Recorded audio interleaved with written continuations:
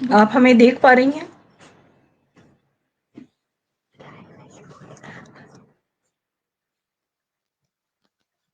Live शुरू हो चुका है। राष्ट्रीय अनग साहित्य अकादमी में आपका बहुत-बहुत स्वागत है, वंदन है, अभिनंदन है।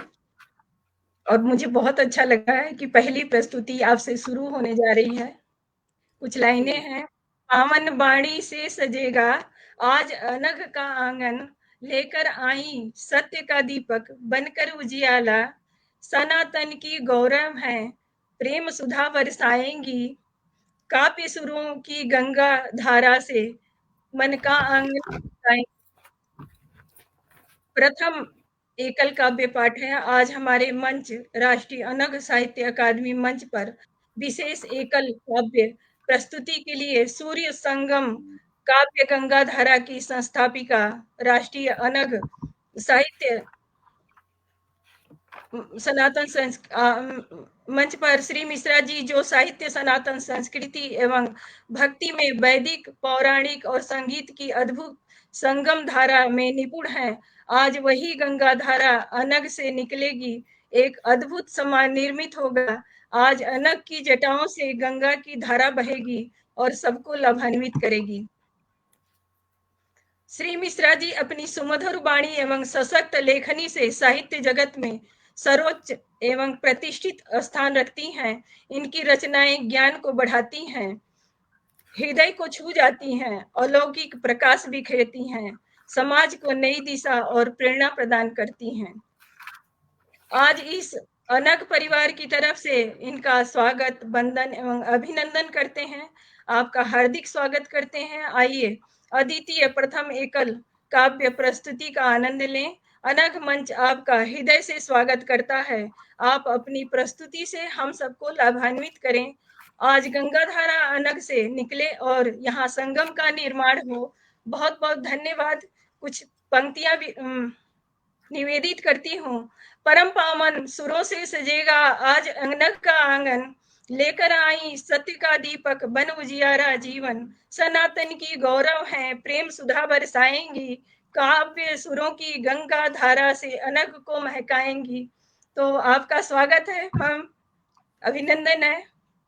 और बहुत बहुत धन्यवाद आपको, बहुत बहुत धन्यवाद। और आपको इस मंच को, गौरवशाली जो मंच है, सर्वप्रथम राष्ट्रीय अनग साहित्य अकादमी, जिसके संस्थापिका हमारी आदरणीय माँ कांति श्रीवास्तव मैम हैं, उनको मैं नमन वंदन करती हूँ। और पूरी टीम को, जो पूरी टीम एक लगन से और बहुत सुंदर कार्य कर रही है आपके साथ। और मुझे आपने इस हुजूम का हिस्सा बनाया, इस कार्यक्रम में मुझे आमंत्रित किया, इसके लिए हृदय से बारंबार आपको धन्यवाद करती हूँ।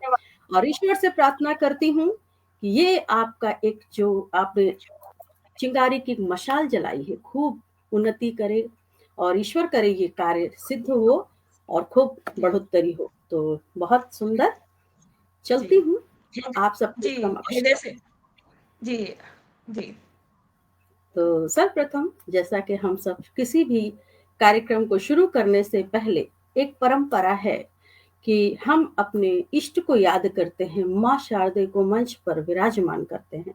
फिर हम अपने काव्य पाठ, कोई भी शुरुआत हो तो सबसे पहले अपने आराध्य को याद करके उनको मंच पर विराजित करके फिर हम अपनी वाणी को, सारे जो हमारी रचना है उन रचनाओं को खोलते हैं। चलते हैं। सर्वप्रथम गणेश जी को याद करके फिर आगे बढ़ते हैं। ओ एक दंताय विद्महे वक्रतुंडाय धीमहि तन्नो दन्ती प्रचोदयात्।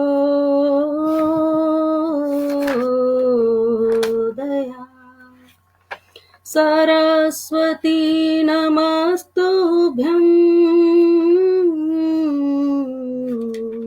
वरदे कामरूपिणी विद्यारंभं करिष्यामि सिद्धिर्भवतु मे सदा। प्रथम गुरु को वंदना, द्वितीय आदि गणेश, तृतीय सुमरो शारदा, माँ मेरे कंठ करो प्रवेश, माँ मेरे कंठ करो प्रवेश। माँ की वंदना। सर्वप्रथम सरस्वती माँ वीणा वादिनी, स्वर भर दे माँ स्वर भर दे।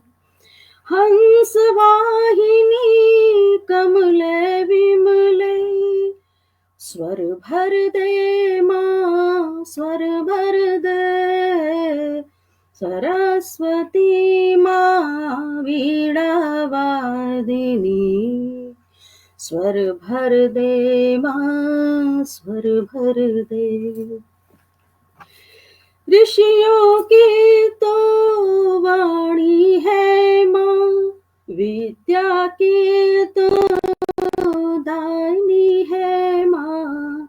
सर्वेश्वर तू प्रकाशेश्वर तू, स्वर भर दे माँ स्वर भर दे।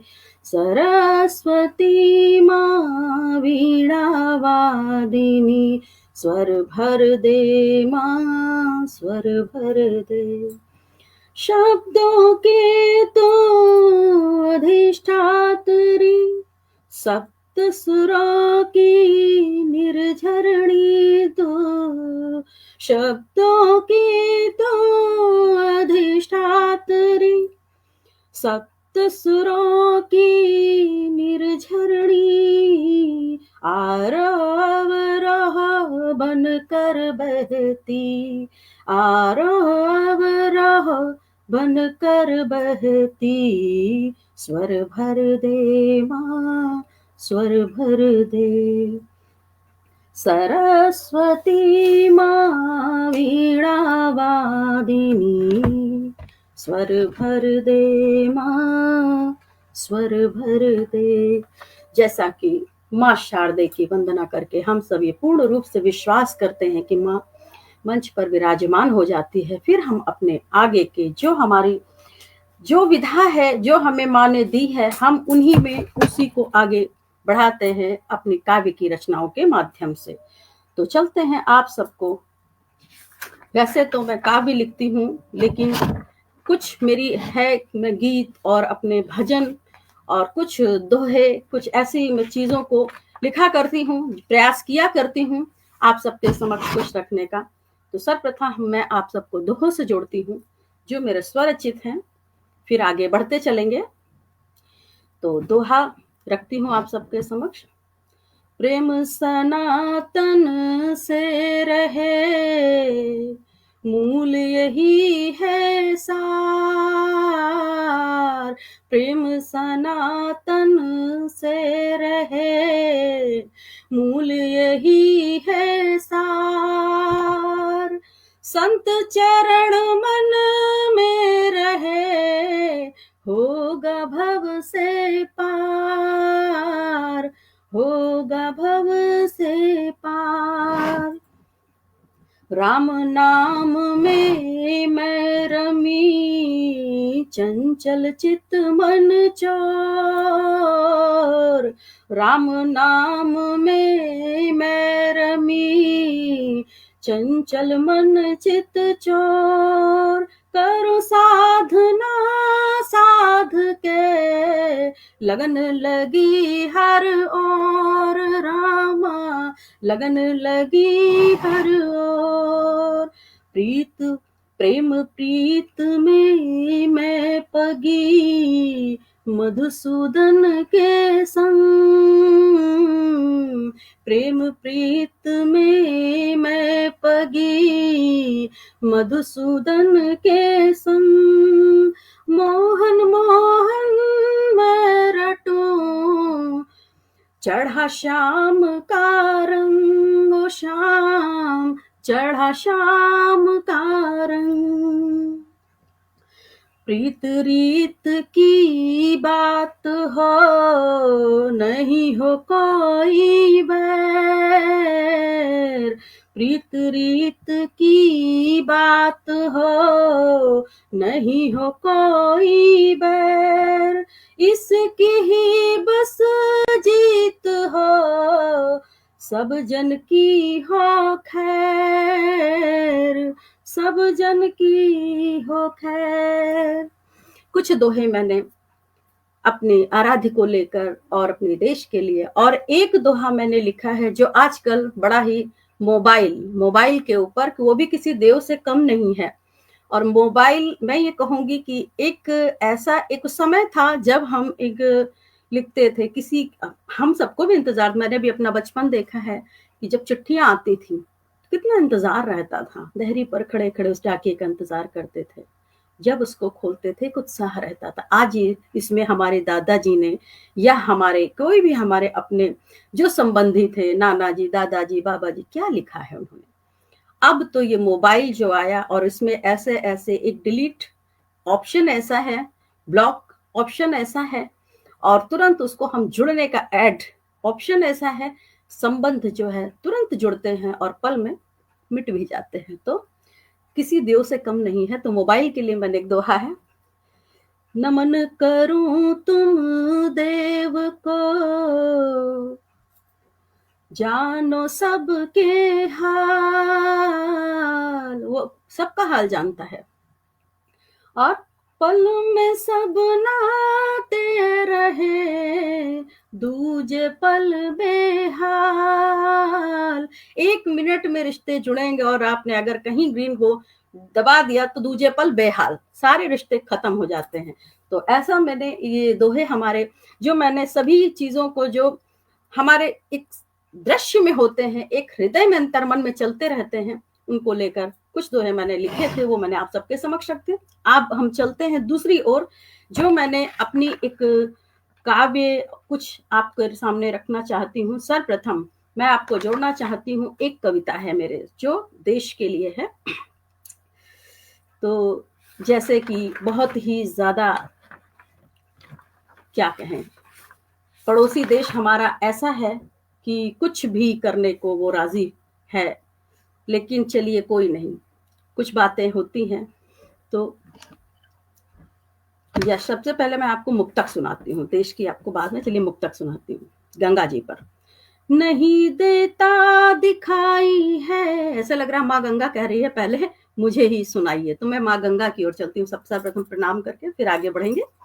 नहीं देता दिखाई है कि निर्मल तट का वो पानी, गंगा की लहर मौजे जटा शिव की है जो रानी, प्रदूषित है जो हर धारा शहर का हर वो गलियारा, प्रदूषित है जो हर धारा शहर का हर वो गलियारा, नहीं पाएगा कल जल वो ये मानव की है मनमानी, नहीं देता दिखाई है कि निर्मल तट का वो पानी। पहले जैसा पानी कहाँ है जल, वो गंगा जी का। कौन से ऐसे, मैं यही कहूंगी कि कितनी भी बड़ी कोई सरकारें आ जाएं, लेकिन जब तक हम अपने आप से एक बहुत बहुत ही सावधानी से एक हमें प्रतिज्ञा लेनी होगी कि हम स्वयं जहां रहते हैं, फिर कहेंगे सबसे पहले अपने मन मस्तिष्क हृदय की स्वच्छता, और जहां रहते हैं वहां की स्वच्छता, और धीरे धीरे करके घर, आपका मोहल्ला और पूरा देश विश्व इसी तरह सब स्वच्छ होगा। और कहीं भी देखें कुछ भी, तब एक बड़ा ध्येय हम अपने जीवन में संचालित करते हैं कि अब हम बड़ी बड़ी, जैसे हमारी माँ गंगा, हम स्वयं कूड़ा यदि न डालें, कोई गंदगी उस जल में न डालें, तो वो सरकारों के एक जो बड़े बड़े नारे होते हैं वो सफल हो, अभियान सफल हो सकता है। तो उसी को दृश्य में रखते हुए मैंने ये लिखा। और आगे, यदि होगा तो क्या होगा, नहीं माना अगर मानव ने तो भी क्या होगा, नहीं झूठी है मेरी बात कथा ग्रंथों की न मानी, नहीं सुधरा अगर मानव पड़ेगी मुंह की फिर खानी, हवा बदली है जो परिवेश वो मानव भी है बदलेगा, हवा बदले है जो परिवेश, वो मानव भी है बदलेगा। रहेगा स्वच्छ हर तट अब, शपथ हमने भी है ठानी। रहेगा स्वच्छ हर तट अब, शपथ हमने भी है ठानी।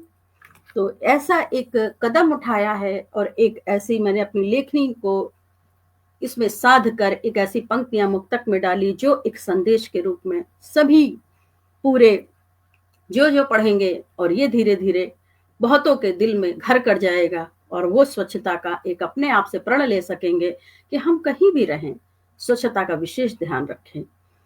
तो अब चलते हैं, आपको एक हमने छंद लिखा है, मन हरण घनाक्षरी छंद मैं प्रयास करती रहती हूँ, तो आप सबके समक्ष रखना चाहती हूँ। तो राम जी पर। अलख हमारी जगी औरों को भी चेतना दे, अलख हमारी जगी औरों को भी चेतना दे, जगी है चिंगारी जो इसे न बुझाइए। लहर है सनातन भीगा है जो जन जन, लहर है सनातन भीगा है जो जन जन, तरंग हिलोर मारे भक्ति बढ़ाइए। वन वन भटके जो श्री राम लखन सिया, और वन वन भटके जो श्री राम लखन सिया, आगमन है तो सब नगर रंगाइए। जगमग नगर है राम जी की धमक है, जगमग नगर है राम जी की धमक है। दियों की दिवाली से दियों की दिवाली से भू अवध सजाइए, दियों की दिवाली से भू अवध सजाइए। जैसा कि हमारे राम जी जब आते हैं तो हम सब दियों से पूरे घर को, पूरे शहर को, पूरे विश्व को एक दियों के रौनक से उन्हें जलाकर उनका आगमन करते हैं। तो बस यही कुछ अपने ध्यान में रखते हुए कुछ पंक्तियां मैंने लिखी।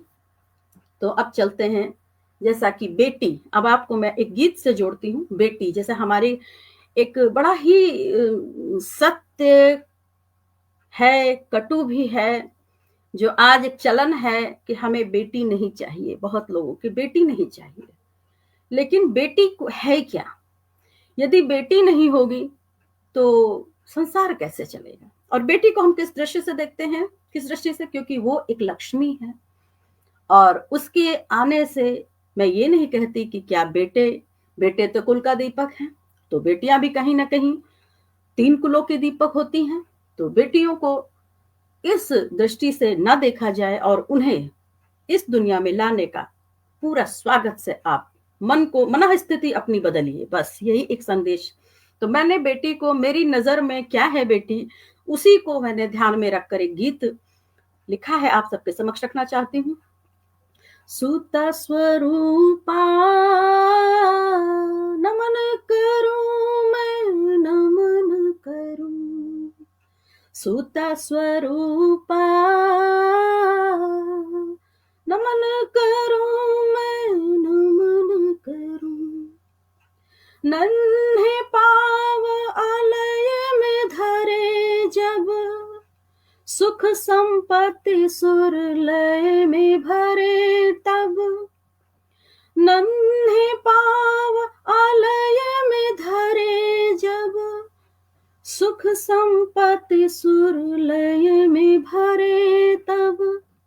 चहके बिहान महके रंग रस सब, युग युग उजली दहरी तम सब। चहके बिहान महके रंग रस सब, युग युग उजली दहरी तम सब। सुता स्वरूपा नमन करूं मैं, नमन करूं। नन्हे पांव में जब वो घर में प्रवेश करती है, आप छोटी छोटी जब उसको पायल पहनाते हैं, और देखिए कैसे पूरे घर में छुन छुन करती हुई आलय में जब नन्हे नन्हे पांव चलते हैं, कितनी सुंदर एक लक्ष्मी का रूप होती है। उसी को एक मन में रखकर मैंने ये पंक्तियां लिखी। आगे, राधा सीता ललिता अम्बा, सारे रूप मुझे उसमें दिखते हैं। सीता राधा ललिता अम्बा, शुभ वैभव संस्कार स्तंभा। सारे संस्कार उसमें आप देखिए डालते हैं जब, कितना ध्यान रखती है परिवार का। ये मेरे भाई हैं, ये मेरे पिता हैं, ये मेरी माँ है, ये मेरी दादी, पूरे घर को एक मेह के धागे में बांध कर रहती और एकदम रौनक रहती है उसके आने से। सीता राधा ललिता अम्बा, शुभ वैभव संस्कार स्तंभा, पावन पग सम शीतल चंदा। ऐसे लगती, उसको देखते ठंडक लगती है। कहीं से भी पिता आते थके हारे दौड़ के गिलास पानी लाती पिता के लिए, देखते ही एकदम ठंडक महसूस होती। ऐसी होती है बेटियां। सीता राधा ललिता अम्बा, शुभ वैभव संस्कार स्तंभा, पावन पग सम शीतल चंदा, वाणी बहे जस जल की गंगा, सुता स्वरूपा नमन करूं मैं नमन करूं, सुता स्वरूपा नमन करूं मैं नमन करूं। राग रौनक देहरी पे जगाए, सूत रक्षा का पर्व जगाए। जिस घर में आती है उसी दिन से रक्षाबंधन शुरू हो जाता है। और यही कहते हैं भाई हो बेटी हो सब एक दूसरे के उसमें बंधे रहते हैं कि अब ये जो त्योहार होगा बहुत सुंदर। कहीं कहीं तो ऐसा होता है कि एक बेटियां जाने कितनों के नहीं होती, जब बहनें तो कितनों की वो बहन होती है, कहाँ कहाँ वो जाती राखी बांधने।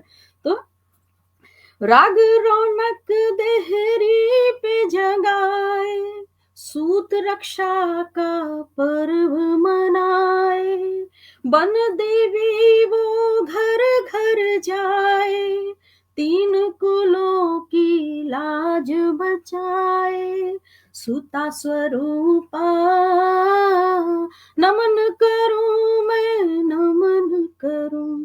बन देवी वो घर घर जाए, इस पंक्ति को मैंने इसमें इस त्योहार से जोड़ा है। जब नवरात्रे आते हैं हम कन्या को खोजते हैं, कन्याएं मिले उनको कभी कन्या कंजिका कैसे उसको प्यार से बुलाते हैं, उनके पांवों को धोकर रंगोली लगाकर उनको सुंदर सुंदर भोजन, माँ के 9 दिन उपवास करने के बाद उनको जिमाते हैं, फिर उनको उपहार देकर घर से विदा करते हैं। तो वही मैंने यहाँ पर, बन देवी वो घर घर जाए, तीन कुलों की लाज बचाए, और सुता स्वरूपा नमन करूं मैं नमन करूं। तो ऐसा एक बेटी के लिए एक सुंदर गीत मैंने अपने मन से, क्योंकि मुझे बेटियां बहुत अच्छी लगती हैं, उन्हें ही बिल्कुल एक रूप जो देवी का होता है रख के मैंने अपने, तो यहाँ पर मैंने उसको लिखा है। और अभी ही कुछ मैं ये कहना चाहूंगी। अब चलते हैं हम अपने शब्द हैं क्या। शब्द हैं क्या, मैंने शब्द पर कुछ यूं लिखा है कि मैं शब्द पकड़ता रहा पानी में, मैं शब्द पकड़ता रहा पानी में, जो घुल रहा था खत धानी में। जब भी कोई शब्द दिखे, हम क्या है कि हम एक शब्द को ढूंढते हैं, तब हम कोई काव्य रचना करते हैं। तो वो शब्द मुझे कैसे लगते हैं कि मैं शब्द पकड़ता रहा पानी में, जो घुल रहा था खत धानी में। हर शब्द हिचकी ले रहे थे, पंक्तियां सब सिसकी ले रहे थे। इस भीगते बारिश का किस्सा है तू, उस खत के हर भीगे शब्द का हिस्सा है तू। और उसकी नजर से कौन बच सकता है, चप्पे चप्पे हर ख्वाब पर सख्त पहरे थे, फिर भी ऐ खुदा तेरी चमक के बड़े बंद आंखों में मुस्कुराए कई चेहरे थे।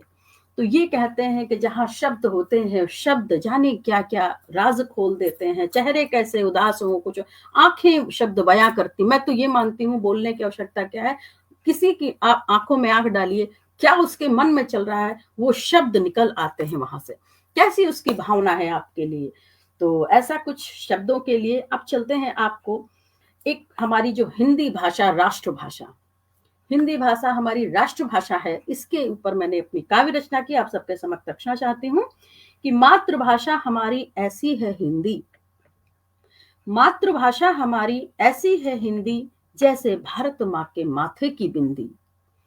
मातृभाषा हमारी ऐसी है हिंदी, जैसे भारत माँ के माथे की बिंदी, जोड़ने जिसे पूरा हिंद है जागा।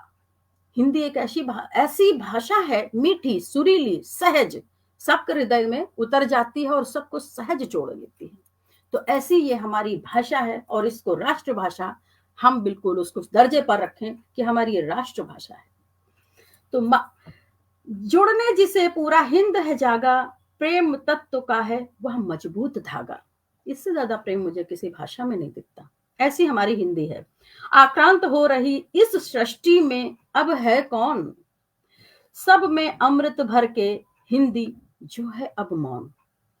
बहुत जगह कहीं कहीं हिंदी उपेक्षित भी रही है, तो लेकिन उसने अमृत ही दिया है सबको। इसलिए जब वो अपना भाव देखती होगी तो मौन हो जाती है कहीं ना कहीं, लेकिन वो मौन होने वाली भाषा नहीं, कालजयी एक भाषा है ये। यह है हिंदुस्तान की गौरव गाथा, यह है हिंदुस्तान की गौरव गाथा, जीवन रेखा की यह कालजयी भाषा है, पूरे स्वर्ण भारत के जन जन की आशा। संत वीर बसे इसमें है ये गुणों की खान, संत वीर बसे इसमें है ये गुणों की खान, गाए दोहे सूर कबीर छंद कहे रसखान, छंद कहे रसखान। गुम ना हो इसका अस्तित्व इसमें है सबकी जान, गुम ना हो इसका अस्तित्व इसमें है सबकी जान। आओ मिलकर करें हम सब अपनी राष्ट्रभाषा का उत्थान, आओ मिलकर हम सब करें अपनी राष्ट्रभाषा का उत्थान। हिंदी हमारा गौरव है यही स्वाभिमान यही सम्मान, हिंदी हमारा गौरव है, हिंदी हमारी गौरव है यही स्वाभिमान यही सम्मान। बनकर चेतना दौड़े अनवरत फूके सब में प्राण, अनवरत बनकर चेतना दौड़े अनवरत फूके सब में प्राण। तो हिंदी हमारी ऐसी सक्षम, इतनी स्नेहमयी, प्रेम भरी, अमृत जैसी ये भाषा है जो सबके हृदय को बहुत सहजता से जोड़ती है। और ये बहुत ही कहने की भी आवश्यक मीठी मीठी भाषा होती है। तो ये मुझे हिंदी हमारी राष्ट्रभाषा है, इस पर हमें गौरव होना चाहिए और हम अपने देश में इसको ज्यादा से ज्यादा बोलते हैं। और इसी से हमें बहुत कुछ कहते हैं ना कि हिंदी बस उधर से ही कोई हिंदी में ही कहता है जय श्री राम, तो ऐसा लगता है कि राम जी उस भाषा में बसकर हमारे हृदय में बसते हैं और हम उनके अभिवादन को स्वीकार करके प्रेम से एक मुस्कुराहट देकर उनका उत्तर देते हैं। तो ये ऐसी हमारी भाषा है। तो अब मैं आप सबको चलती हूँ लेकिन दूसरे, अभी बस दबे पांव आहट हो रही है 9 वर्ष की। तो ये 9 वर्ष हो कैसा, कैसा हो ये 9 वर्ष, तो उस पर मैंने कुछ काव्य की पंक्तियां अपनी लेखनी से निकाली है, या ये समझिए कि हमारी लेखनी उस पर चल पड़ी। तो आप सबके समक्ष रखती हूँ कि 9 वर्ष जो आने वाला है उसमें हमारा भारत कैसा हो हमारा भारत। तो मन हो मस्तिष्क स्वच्छ निर्मल यही विचार हो, मन हो मस्तिष्क स्वच्छ निर्मल यही विचार हो, स्वस्थ काया हो हृदय भू वसुंधरा हर्ष अपार हो, स्वस्थ काया हो हृदय भू वसुंधरा हर्ष अपार हो, मलिन ना हो तट कोई, ये प्रण लेंगे अपने से, मलिन ना हो तट कोई यही श्वास आधार हो, मलिन ना हो तट कोई यही श्वास आधार हो, विश्व के कोने कोने, क्या हो विश्व के कोने कोने, क्या होना चाहिए, मैं ये कहती हूं विश्व के कोने कोने स्वच्छता का त्योहार हो, 9 वर्ष का भारत कुछ ऐसा हो। तो मन हो मस्तिष्क स्वच्छ निर्मल यही विचार हो, स्वस्थ काया हो हृदय भू वसुंधरा हर्ष अपार हो, मलिन ना हो तट कोई यही श्वास आधार हो, विश्व के कोने कोने स्वच्छता का त्योहार हो, 9 वर्ष का भारत कुछ ऐसा हो। अगले में मैंने क्या लिखा है देखिए, हरित हरियाली छटा अद्भुत प्रकृति रंग हो, ये जो हमने वन काटने, जो हरियाली एकदम समाप्त करने की ठानी है, तो ये हमें बदलना होगा। हम अपनी हर प्रण लेकर चलेंगे जब वसुंधरा को धानी चूनर पहनाएंगे। यदि एक, मैं ये कहूंगी, मेरी ये विचार है, अगर एक वृक्ष को काटा है 10 लगाए जाएं तब ये भरपाई पूरी होती है। और ये जो कोरोना जैसी त्रासदी हमने झेली है, क्या कहने, क्या सबक सिखाया प्रकृति ने। कैसे कह सकते हैं कि हम प्रकृति से अपने आप को दूर रख सकते हैं। प्रकृति मत भूलें, प्रकृति बहुत बड़ी शक्ति है, मौन शक्ति। क्योंकि जो बोल कर दे सकते हैं और जो मौन होकर देते हैं, तो उनका ये तीखा वार बहुत भारी होता है। जब जब आता है रूहें कांप जाती हैं। और मैं ये भी कहूंगी, कोरोना काल किन्हीं सबके लिए नहीं, किसी किसी को आशीर्वाद दे गया। जो प्रकृति के करीब रहे, प्रकृति के करीब होने का मैं तात्पर्य ये समझती हूँ कि यदि आप हरित हरियाली या हरियाली से प्रेम करते हैं, जल से प्रेम करते हैं, शिलाओं से प्रेम करते हैं, नग पहाड़ से प्रेम करते हैं, तो वो आपको सुरक्षित भी रखती है। और यदि के विपरीत होता है तो इसका खामियाजा अभी बीता जो कोरोना आया था, अच्छा खासा सबको बता के चला गया। लोगों अपनों से ही अपने दूर हो गए। तो ये मैं कहूंगी, प्रकृति एक बहुत बड़ी शक्ति है। हरित हरियाली छटा अद्भुत प्रकृति रंग हो, ध्येय धारक धोरी हर मानो, यही क्रांति संग हो, यही ध्येय होना चाहिए। अमन रहे वतन भाईचारा, कभी न शांति भंग हो, शुभ विचार हो हर तरफ, ग्रसित न कोई तंग हो, नववर्ष का भारत कुछ ऐसा हो। तो हरित हरियाली छटा अद्भुत प्रकृति रंग हो, ध्येय धारक धुरी हर मानव, यही क्रांति संग हो, अमन रहे वतन भाईचारा, कभी न शांति भंग हो, शुभ विचार हो हर तरफ, ग्रसित न कोई तंग हो, नववर्ष का भारत कुछ ऐसा हो।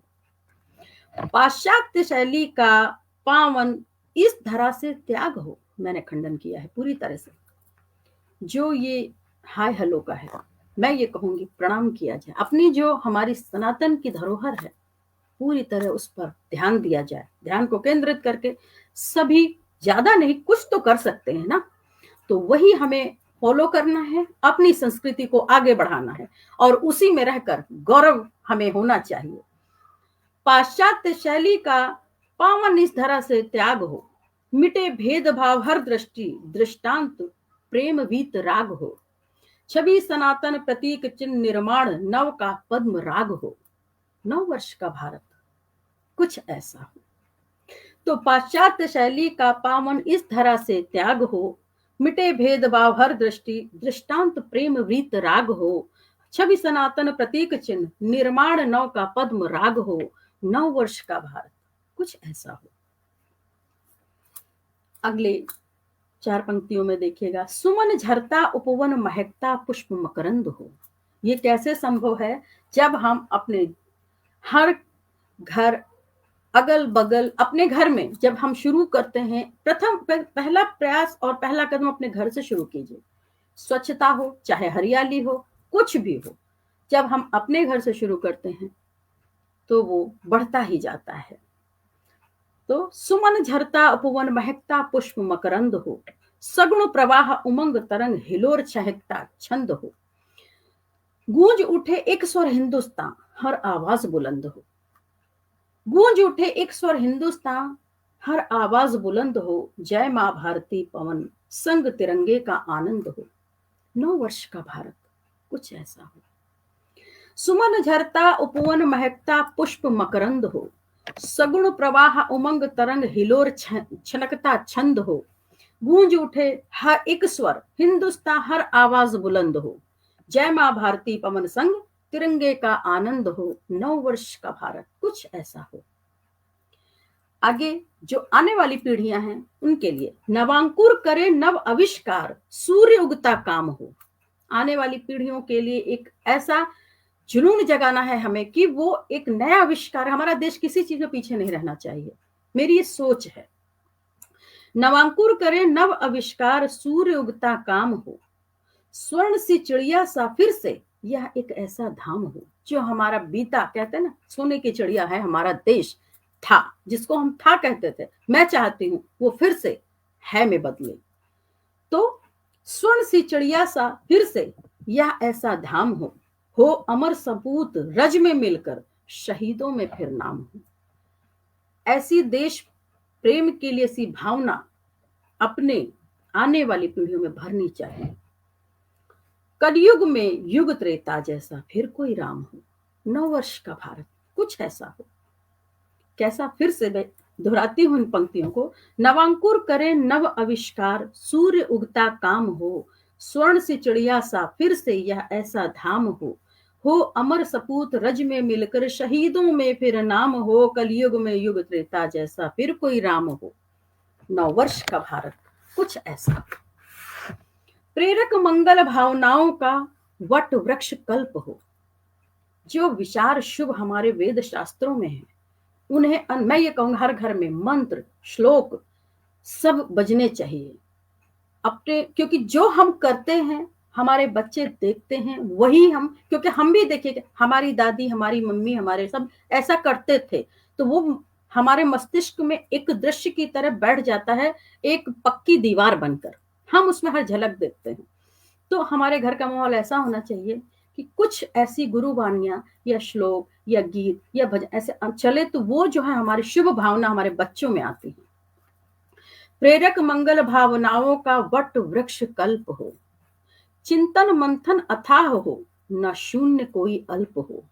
शुभ भावनाओं के लिए चिंतन मंथन मनन अनवरत होना चाहिए मस्तिष्क में, हृदय में। अस्थिर भटकते मन का न कोई विकल्प हो प्रयास हर सार्थक, जूझता लक्ष्य संकल्प हो। 9 वर्ष का भारत कुछ ऐसा हो। तो प्रेरक मंगल भावनाओं का वट वृक्ष कल्प हो, चिंतन मंथन अथाह हो, न शून्य कोई अल्प हो। अस्थिर भटकते मन का न कोई विकल्प हो प्रयास हर सार्थक, जूझता लक्ष्य संकल्प हो। 9 वर्ष का भारत कुछ ऐसा हो। 9 वर्ष का भारत कुछ ऐसा हो। तो कुछ ऐसी पंक्तियां लेकर मैंने कि हमारे जो आने को तो 9 वर्ष हम खूब मनाते हैं, 9 वर्ष है, करेंगे क्या 9 वर्ष में? कोई लक्ष्य संकल्प चिंतन मनन मंथन होना चाहिए, तभी हर वर्ष, क्योंकि धरती पर मैं ये नहीं चाहती कोई भी हो, अगर हमने जन्म लिया है तो कुछ करके जाएंगे, किसी के लिए नहीं, लेकिन एक अच्छी शुभ वाइब्रेशन अच्छी शुभ भावना हम लोगों के लिए रख सकते हैं, लोगों से फिर हम देश के लिए रख सकते हैं, और सबको रखो कि वाइब्रेशन बहुत तेजी से फैलती है और वो अपना असर करती है। विचार शुभ होने चाहिए सबके लिए, कुछ करने की हमेशा एक प्रयास रहना चाहिए। तो ये कुछ मैंने पंक्तियां 9 वर्ष में हमारा भारत कैसा हो, तो बस उन्हीं सपनों को लेकर मैंने ये कुछ पंक्तियां लिखी जो आप सबके समक्ष रखी।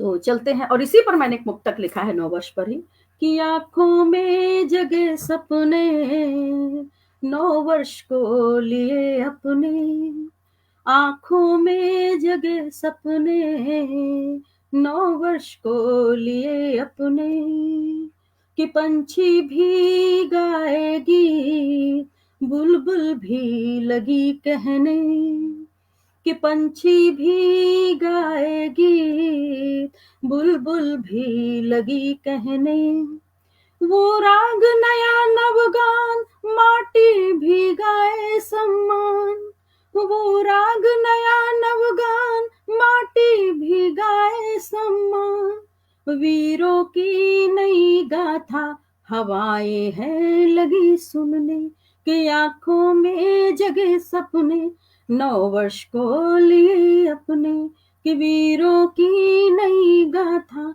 हवाएं हैं लगी सुनने, हवाएं हैं लगी सुनने। तो ये 9 वर्ष को लेकर मैंने कुछ काव्य पंक्तियां और मुक्तक रखा, जो मैंने अपने एक हृदय में जब कोई बात आती है तो मैं पता नहीं कि मेरी लेखनी चल पड़ती है, तो कुछ जो लिखा और रचा जो मेरे विचार थे मैंने आप सबके समक्ष रखे। अब चलते हैं, एक जब अयोध्या धाम में हमारे राम जी आए थे, आए हैं, रहेंगे, क्योंकि बहुत दिन तक वो टेंट के अंदर रहे, लेकिन जब उनकी सुंदर सा प्राण प्रतिष्ठा मूर्ति में करके उन्हें विराजित किया गया, पूरा देश पूरा वो भव्य मंदिर का शुभ उद्घाटन देखने को एक ललक के साथ उमड़ पड़ा था। क्या सैलाब आया। तो मैंने उस बीच ही राम जी के लिए कुछ भजन, कुछ मुक्तक, कुछ काव्य, बहुत कुछ मैंने लिखा। तो एक गीत में राम विवाह, उस वक्त क्योंकि मुझे राम जी का धनुष बड़ा प्रिय है, और वो धनुष शिव जी का है जिसको तोड़ने के लिए एक स्वयंवर रचा गया था, और बहुत बड़े बड़े लोग आए लेकिन हिला भी नहीं सके। और जब बारी आती है हमारे प्रभु श्री राम की, और वो उठते हैं गुरु जी की आज्ञा को पाकर, और स्पर्श करते ही वो तड़ाक से कैसे टूटा होगा, एक पूरे में आकाशवाणी हो गई, तीनों लोक हिल गए और देवता सुमन बरसाने को आए और सुंदर सा स्वयंवर हुआ था। और ये स्वयंवर का जो एक प्रण लिया था राजा जनक जी ने अपनी बेटी, प्यारी सी बेटी हमारी माँ सीता के लिए। तो कैसे उस विवाह की झलक को मैंने अपने इस गीत में डाला है, आप सबके समक्ष रखती हूँ। कैसा है आप लोग सुनिए। तो आए हैं राम सज के द्वारे पे नृप जनक के, आए हैं राम सज के द्वारे पे नृप जनक के, है रोम रोम हर्षित जयकार है अवध के, आए हैं राम सज के द्वारे पे नृप जनक के, तीनों लोक राजा दरबार वो लगा है। तीनों लोक के राजा हैं और दरबार सभी वहां इकट्ठे हैं और दरबार बड़ा ही भव्य, बहुत भव्य लगा हुआ है। कहां कहां से कोने को जिसने सुना वो सब विराजित हो गए और मां सीता को पाने को ललायित थे।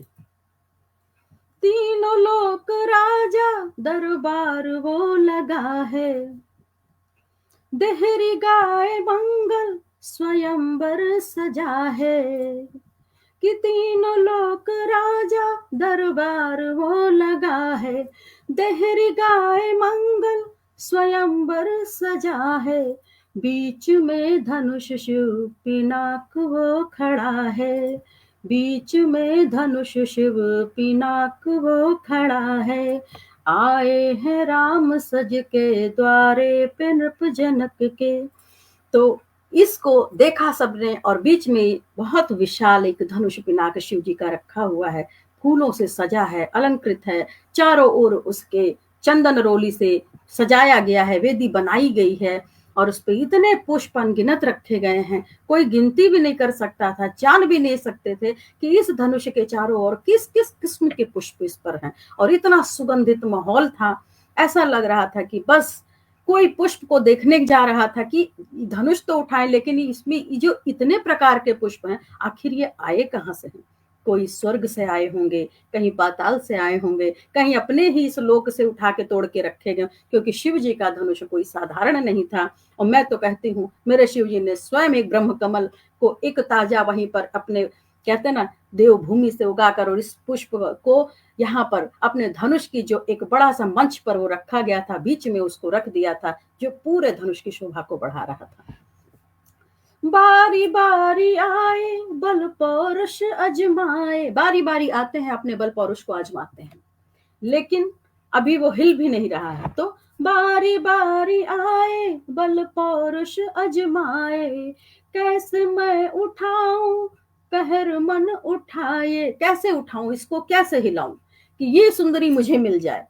मन में फिर मैं कहूंगी, मन में जिसके कपट था वो वहां तक जा भी ना पाए। ऐसा लगा उनको, ऐसा लगा कि जैसे ही वो वहां जाते कोई प्रकाश निकलता है और वो वहां से छटके से वो पीछे हो जाते हैं। स्पर्श तो करना दूर, उसके निकट भी नहीं जा पा रहे हैं। ऐसा कौन सा तेज है इसमें। बारी बारी आए बल पौरुष अजमाए, कैसे मैं उठाऊं कहर मन उठाए, टूटेगा ये कैसे कोहराम ये मचाए, टूटेगा ये कैसे कोहराम ये मचाए, आए हैं राम सज के द्वारे पे नृप जनक के, कि आए हैं राम सज के द्वारे पे नृप जनक के। तो हमारे जो राम जी हैं पूरी लीला को देख रहे मंद मंद मुस्कुरा रहे हैं।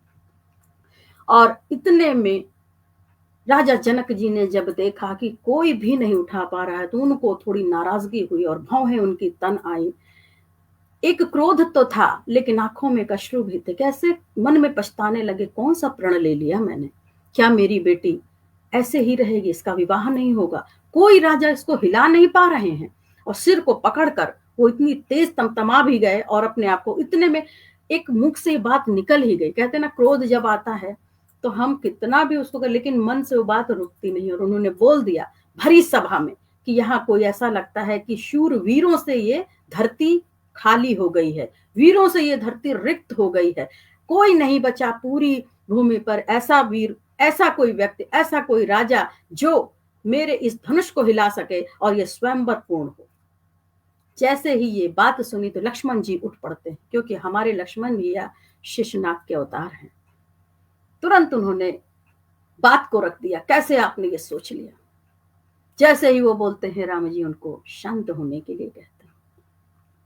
इतने में गुरु की आज्ञा, गुरु जी ने राम जी को आज्ञा दे दी, उठो राम, और अपने कार्य को। और इसमें एक बात मैं ये कहना चाहूंगी, एक मैंने प्रसंग पढ़ा था कहीं कि ये जब निमंत्रण दिया गया है तो ये राजा जनक जी ने बहुत सुंदर ये सोच कर दिया था कि राम जी हैं कहाँ, अयोध्या में नहीं दिया।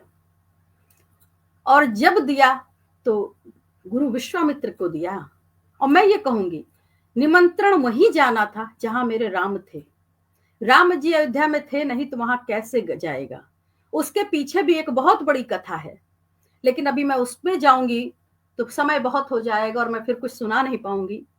और वो कथा, राजा जनक जी डर गए कि जब एक बार हमारी पुष्प वाटिका सूख गई थी और सत्य प्रमाणित करने के लिए मैंने इनको निमंत्रण दिया था, तो ये नहीं आ सके, क्योंकि राजा हैं, पूरी प्रजा का देखभाल करते, समय नहीं हुआ। और अंदर अंदर वो इस बात को लेकर शुद्ध हो रहे। इतने में इनके घर का एक नौकर आया, और उन्होंने जब देखा कि हमारे वो नौकर इनको हमेशा खाना देते, उसी जूठन को पाके पूरा परिवार रहते, कह दिया कि अगर मैं इनको दे दूंगा पिछली बार की तरह ये उसी को भेज देंगे, कहीं तो मेरी बेटी मेहतर से न ब्याह जाए।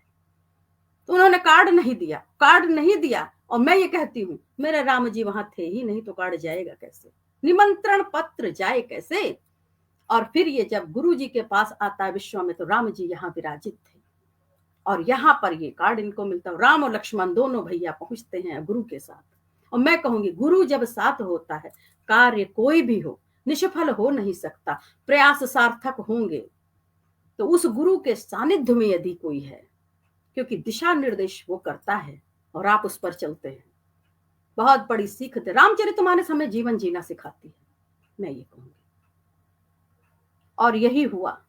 मैं ये कहूंगी कि रामचरितमानस को घर में न रखे, ऐसा पवित्र पावन ग्रंथ है ये, इसको जरूर आप रोज सुबह 2 चौपाई पढ़िए। तो ये चलती हूँ आगे, देखिए आगे चलती हूँ। इतने में उठे श्री राम शीश को नवाए, इतने में उठे श्री राम शीश को नवाए, गुरु की आज्ञा पाके कदम है बढ़ाए, उठाया जो धनुष को प्रत्यंचा को सजाए। राम जी जाते हैं तुरंत धनुष को, जैसे ऐसा लगता है, मैं ये कहूंगी कि शिव और राम, शिव जी इंतजार कर रहे थे कहीं ना कहीं कि राम जी आप जल्दी से आइए और मेरे इस धनुष को उठाइए, मेरे इस धनुष को उठाइए और जल्दी से आप उसकी डोरी खींचिए, प्रत्यंचा खींचिए और ये धनुष टूट जाए और उनका प्रण सफल हो जाए। और इसमें देखिए 3 कार्य सिद्ध हो रहे हैं। 3 कार्य सिद्ध हो रहे हैं कि एक तो राजा जनक जी का, दूसरा जब गुरु ने आज्ञा दी तो गुरु के जो आज्ञा है उस आज्ञा को ही वो निष्फल नहीं हो सकता। और इसके बाद तीसरा, शिव जी इंतजार करते हैं कि मेरे इस धनुष को अगर कोई तोड़ेगा तो केवल राम जी तोड़ेंगे, बस। तो इस देखिए इसमें 3 मेरे अपनी दृष्टि है, मैं औरों को नहीं कहती, मेरी अपनी दृष्टि है। तो उठाया जो धनुष को प्रत्यंचा सजाए, खींचा है जो डोरी टंकार नभ सुनाए, जयमाल करने को सिया पग करीब आए, जयमाल करने को सिया पग करीब आए, जय घोष जय जयकारे तीनों लोक गाए, जय घोष जय जयकारे तीनों लोक गाए। तो चले हैं राम लेके सिया संगिनी बनाए, चले हैं राम लेके सिया संगिनी बनाए। तो जय श्री राम, ये मेरा एक राम जी के विवाह के लिए मैंने गीत जो है लिखा था, वो आप सबके समक्ष रखा मैंने। और अब समय भी हो चला है लगभग, अब चलते हैं हम सब एक देश के लिए। अपनी बहुत सुंदर एक मैंने कविता लिखी है और उसको आप सबके समक्ष रखती हूँ, और इसके बाद फिर मैं आप सबसे विदा भी ले लूंगी क्योंकि समय हो चुका है। और ज्यादा समय को न खींचते हुए तो चलते हैं अपने एक सुंदर सी काव्य की पंक्तियां जो मैंने देश के लिए लिखी है।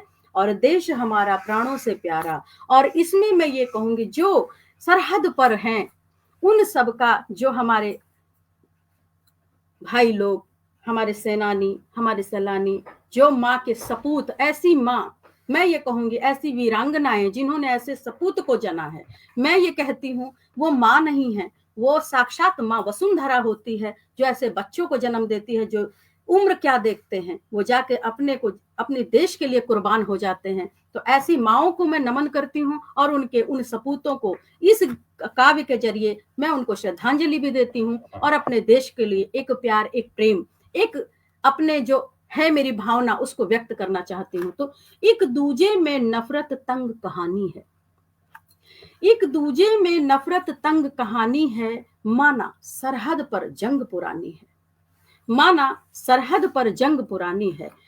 कर इस्तकबाल तुझे हर बार मनाया, हमारा पड़ोसी देश, कर इस्तकबाल तुझे हर बार मनाया, ना मान कर हर बार की मनमानी है।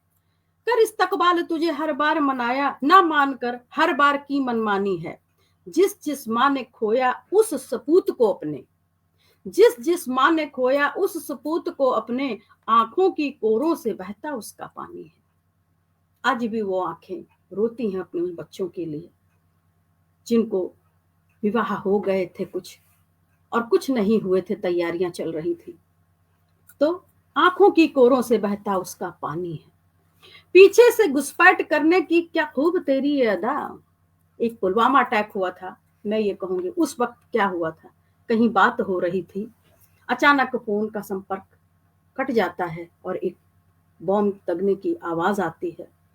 और जिनके बच्चे आप सब जानते हैं कैसे इनके भर्ती होती है सैनिकों की, इतनी लंबाई होनी चाहिए, इतने ऊंचे कद काठी, और जब उनको पार्सल से एक कटोरे में छोटा सा मांस का टुकड़ा मिलता है तो छाती माँ की विदीर्ण हो जाती है कि मैंने तो अपना लाल इतने फीट का भेजा था, लंबा, क्योंकि जन्म दिया तो पाला, आज मुझे ये मिला, उनको लाश तक नहीं मिली।